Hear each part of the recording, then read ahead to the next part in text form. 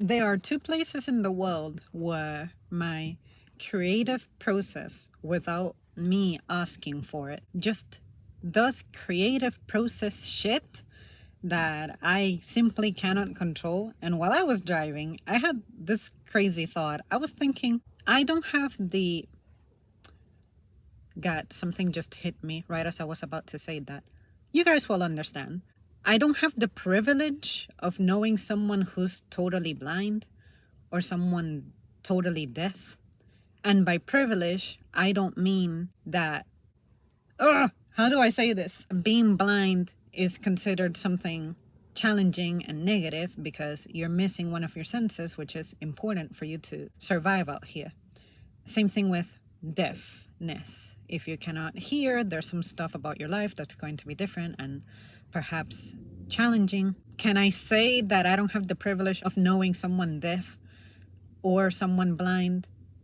Because what would be a privilege for me, for them, it's like this is costing them something. Even if they learn to live a full life, missing one of those senses, there's still something that, you know what I mean?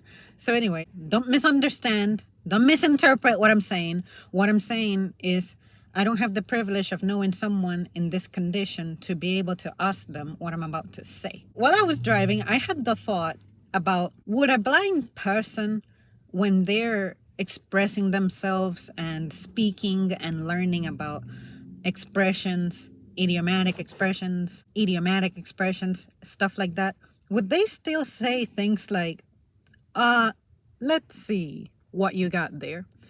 Oh, so you have something that is troubling you. Let's see, tell me about it.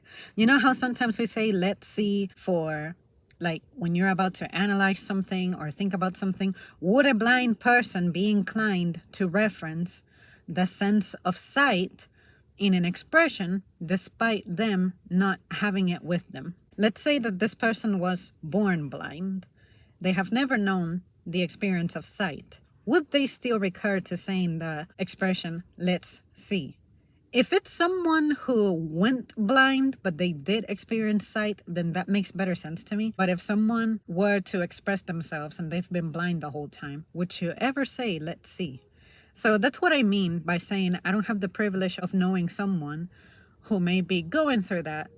You don't have to live a disgraced life because you are disabled, but we cannot ignore the fact that some experiences would be different. So that's what I'm trying to say. I'm trying to be mindful, but I really don't know how else to say it. But I am curious. I want to know. Related to that, deaf people.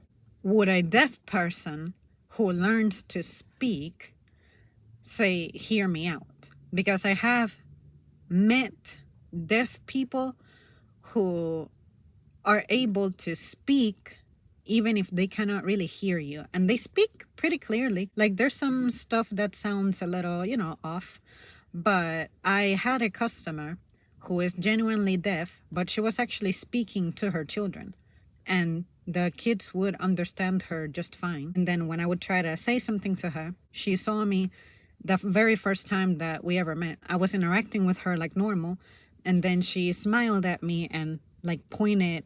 She kind of like tapped her side like that, and then I saw that she had like something on her ear, and she said to me, sorry, I cannot hear. Editing Zam here. I noticed that for some reason a clip was missing right at this point in which I expressed that the way I handled that deaf customer was that I would still speak to her, but I would point at the things that we need. So for example, if I say, hello, how are you? Then I would wave and pretty much leave it at that. But if it was time for her to pay, I would say the total, and then I would point at the display and let her know what the total is. And if for some reason she had like a water bottle, I would take the water bottle and like show it to her and like place it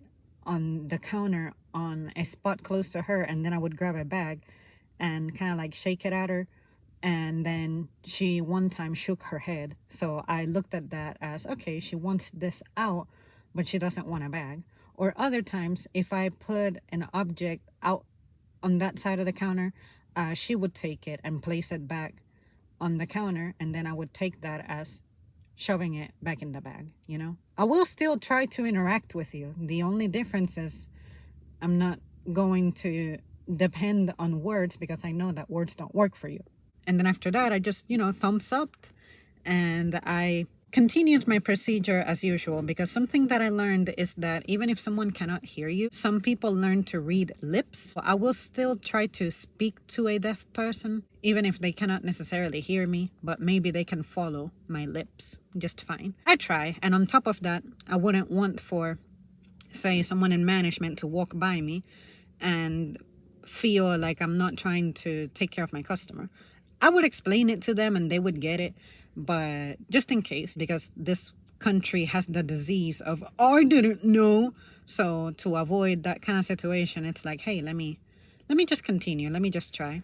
So yeah, would a deaf person say something like that? Like, okay, hear me out. In one of those instances, I was like, when I hear something like that or consider something like that, I would think, borrow my eyes since my vision works, or borrow my ears since my hearing works. So anyways, you guys, I thought I would share that because it was so random and I wanted to document it as soon as possible, because little instances like that I tend to forget, especially since I don't carry my journal with me. Stuff like that would be the stuff that I could be inclined to journal about.